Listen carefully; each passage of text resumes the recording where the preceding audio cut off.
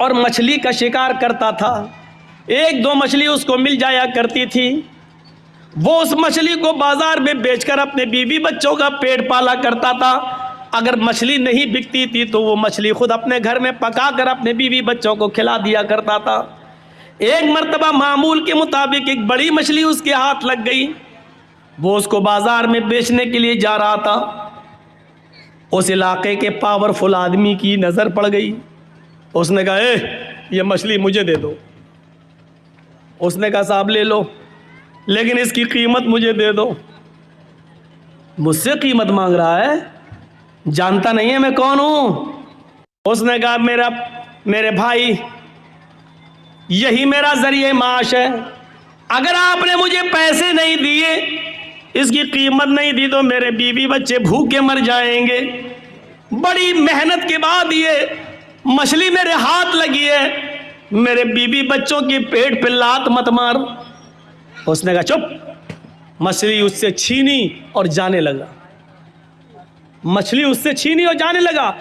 یہ آدمی بھی جانتا تھا کہ مچھلی میری بڑی محنت کی کمائی ہے. اگر یہ مچھلی لے گیا تو دوسری مچھلی اتنی جلدی میرے ہاتھ نہیں لگے گی. شام ہو چکی ہے, میرے بیوی بچے کیا کھائیں گے؟ یا تو قیمت اس کی مل جائے یا مچھلی ہی ہم کاٹ کے بنا کے اپنے گھر میں بیوی بچوں کو کھلا لیں. یہ اس کو پکڑتا ہے, میرے بھائی مچھلی مجھے دے دے یا قیمت دے دے. اس نے اس کا ہاتھ جھٹک دیا, ہٹ چل, اور پھر آگے بڑھا. اس نے مچھلی پکڑ لی. میرے بھائی یا تو مچھلی دے دے یا اس کی قیمت. اس نے پھر جھٹکا, اس نے اس کا ہاتھ پکڑ لیا. اللہ کے بندے, ایک غریب آدمی کے اوپر رحم کر. اس نے ہاتھ پکڑا, یہ اس کا ہاتھ چھڑانے لگا. اس نے اس کے ہاتھ کو منہ میں رکھ لیا. مچھلی والے نے, غریب آدمی نے منہ میں رکھ لیا ایسے, اور اس کے انگوٹھے میں کاٹ لیا ایسے. ہلکا سا کاٹا, لیکن یہ طاقتور آدمی تھا جو چھین رہا تھا. اس نے ایک لات ماری اور چھین لی اور مچھلی لے کے چلا گیا. یہ آدمی اپنے گھر آیا, اپنے دوستوں کو بلایا, پارٹی کرتا ہے. مچھلی کاٹی جاتی ہے اور پارٹی کی جاتی ہے. یار دوستوں نے مل کر مچھلی کھائی. رات میں جب بستر پہ سونے کے لیے جاتا ہے, سنو اے لوگو, تم سے محبت کا ایک رشتہ رہا ہے لال بتھانی والو, غور سے سنو. رات میں جب بستر پہ سونے کے لیے جاتا ہے تو اس کے انگوٹھے میں درد شروع ہوتا ہے. اس نے کپڑا اپنا لپیٹا, لیکن درد میں اضافہ ہوتا چلا گیا. پوری رات کروٹوں سے گزرتی گئی, اس کو نیند نہیں آئی. لیکن رات کی تاریکی میں جائے تو کہاں جائے؟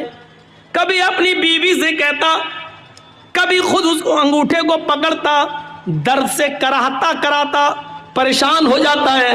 فجر کی نماز کا انتظار کرتا ہے.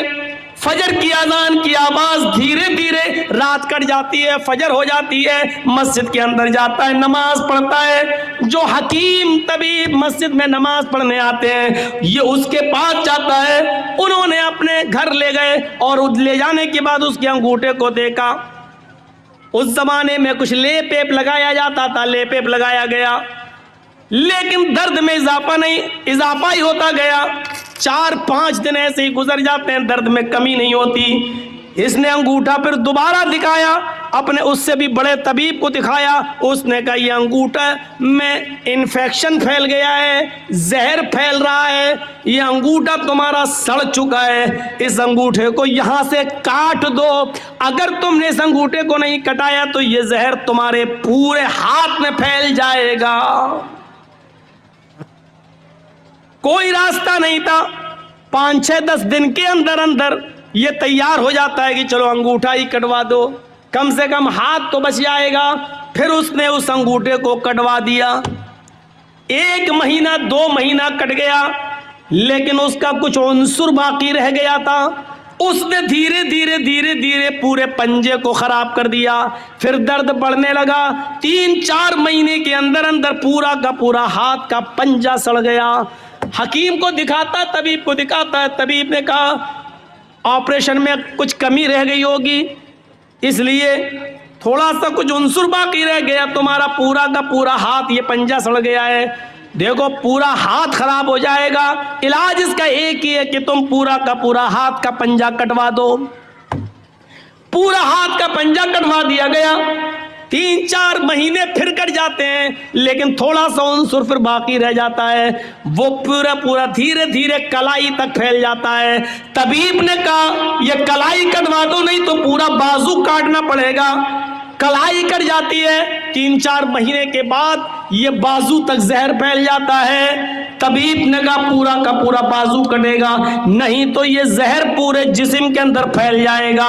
ایک بڑا حکیم کہنے لگا میں بار بار تمہارا علاج تو بالکل ٹھیک کر رہا ہوں، لیکن پتہ نہیں یہ زہر تمہارے جسم میں اوپر تک کیسے چلا جاتا ہے۔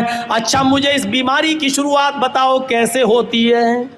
اب حکیم نے کہا مجھے اس بیماری کی شروعات بتاؤ کہاں سے ہوئی؟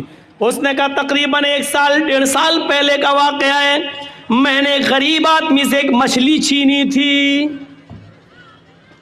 یہاں تو پتہ نہیں کتنے کتنے بیگھہ زمینیں چھینے بیٹھے ہوئے ہیں، قبضے کیے بیٹھے ہیں۔ ارے مولانا صاحب اتنی گہری بات آپ کو بتاتا کون ہے؟ بتاتا کون ہے؟ ارے کوئی جبرائیل تھوڑی آتے ہیں میرے پاس، آپ ہی لوگوں میں سے لوگ بتاتے ہوں گے۔ ہر جگہ کا ہر ایریے کا آدمی بتاتے ہیں، فون پہ تو اور زیادہ بتا دیتے ہیں، مولانا فلاں جگہ آ رہے ہو نا، ہاں وہاں ایسا ایسا ہوتا ہے۔ ہو گئی 1 گھنٹے کی تقریر تیار میری، کیا کرنا ہے؟ ایک مچھلی، علامہ ذہبی غور کرو کتاب الکبائر میں نقل کرتے ہیں، یہاں سے میری شروعات ہوتی ہے۔ اس غریب آدمی نے کہا کہ میرے بیوی بچے کیا کھائیں گے، یا تو اس کی قیمت دے دے یا مچھلی دے دے، لیکن میں پاورفل آدمی تھا، اس نے ہمت کیسے کی، لیکن مچھلی اب چھین رہا تھا، میں اس سے لے کے آیا تو اس نے میرا ہاتھ پکڑ کے منہ میں رکھ لیا، اس نے میرا ہاتھ کاٹا۔ اس نے سوچا تھا کہ ہاتھ کاٹیں گے تو درد کی وجہ سے یہ مچھلی چھوڑ دے گا، میں اٹھا لوں گا، لیکن میں نے ایک لات ماری اس کو، اس نے میرے انگوٹھے میں کاٹ لیا۔ یہاں سے شروعات ہوئی درد کی۔ اس حکیم نے کہا سوری، یہ بازو تو یہاں سے کٹوائی دو، لیکن بازو کاٹنے کے بعد بھی اب یہ زہر تمہارے پورے جسم کے اندر پھیلے گا، اب تمہارے بچنے کا کوئی راستہ نہیں ہے۔ اگر تم اپنی زندگی چاہتے ہو، خیر چاہتے ہو، تو اس غریب آدمی کو ڈھونڈ لو اور تلاش کر لو اور اس سے جا کر اپنی غلطی کی معافی مانگ لو۔ اگر اس نے تمہیں معاف کر دیا تو تمہاری بیماری یہیں پر رک جائے گی، اور اگر معاف نہیں کیا تو یہ زہر اب بازو کٹنے کے بعد، ہاتھ کٹنے کے بعد دوسری جگہ پھیلے گا، سینے تک پھیلے گا، پیروں تک پھیلے گا، اور ایک دن آئے گا کہ پورا کا پورے جسم میں زہر پھیل جائے گا۔ لہٰذا اگر تم اپنی زندگی بچانا چاہتے ہو تو اس غریب آدمی سے جا کر معافی مانگ لو۔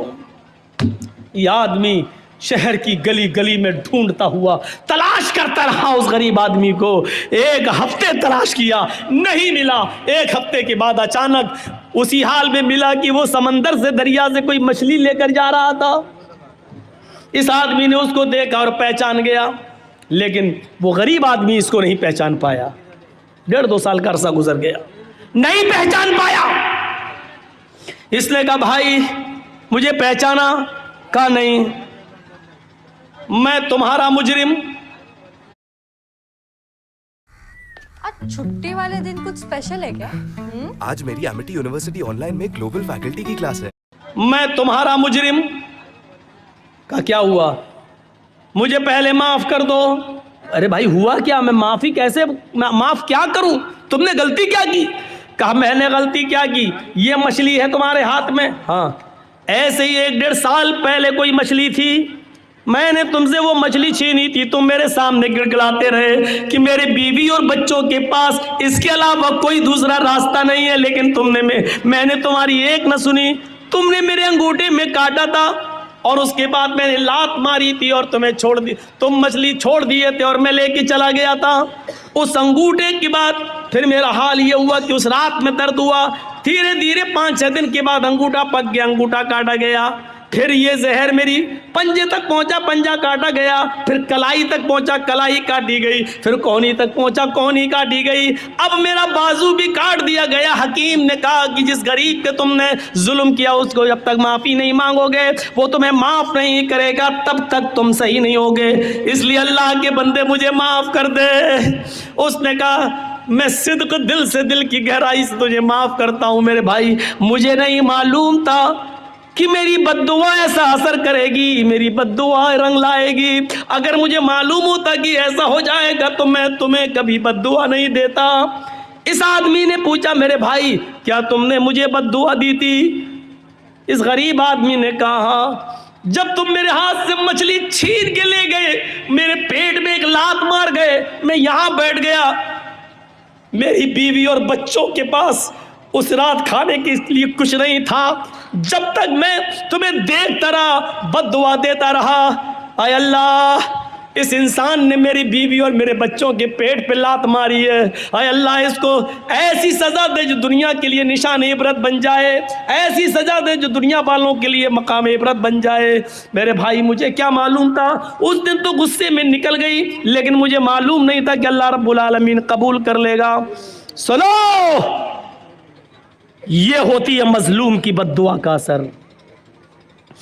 اسی لیے اللہ کے نبی صلی اللہ علیہ وسلم نے کہا تھا اتقی دعوت المظلوم, مظلوم کی بد دعا سے بچنا. اس لیے کہ مظلوم جب کوئی بد دعا دیتا ہے تو اس بد دعا کو آسمان کے پردے بھی روک نہیں پاتے, ساتوں آسمان کے دروازے اس کے لیے کھل جاتے ہیں. مظلوم کی بد دعا اور اللہ کی کرسی عرش کے پاس جانے میں کوئی دیوار نہیں ہوتی ہے. مظلوم کی بد دعا ڈائریکٹ اللہ کے پاس جاتی ہے, اس بد دعا کو لے جانے والے فرشتے نہیں ہوتے ہیں. مظلوم نے یہاں بد دعا دی, وہ بد دعا آسمان کے سینے کو چیرتے ہوئے ڈائریکٹ عرش سے ٹکراتی ہے, اور عرش والا جواب دیتا ہے میرے مظلوم بندے کی بد دعا میرے پاس آئی ہے, اس بد دعا نے میرے عرش کو جھنجھوڑ دیا ہے, یعنی مجھ سے انصاف مانگ رہا ہے میرا مظلوم بندہ.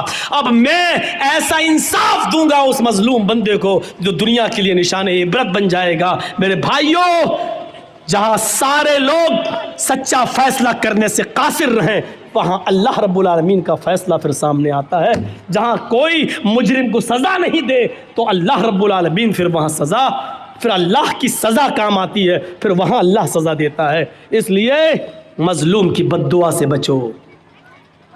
آپ یہ مت سوچو بہت بے ایمانی کی کمائی سے ہم بہت زیادہ خوش ہیں اور اس سے ہماری کہیں نہ کہیں نکلے گی. آپ نے اپنے بچوں کے لیے کر رہے ہو, اور جب وہی بے ایمانی کی کمائی آپ کے بچے استعمال کریں گے تو کسی نہ کسی کو کینسر ہوگا, کسی نہ کسی کی کڈنی فیل ہو جائے گی, کہیں نہ کہیں تو اللہ اس کو وصول کرے گا, کسی نہ کسی شکل میں کرے گا. ہونا ہے ہمارے ساتھ اور دنیا میں یہ انجام دکھائے گا. دیکھو یا ایھا الذین آمنوا اتقوا اللہ حق تقاتہ, اے ایمانو والو اللہ سے ڈر جاؤ جیسا کہ اس سے ڈرنے کا حق ہے. یہ ہے اس سے ڈرنے کا حق.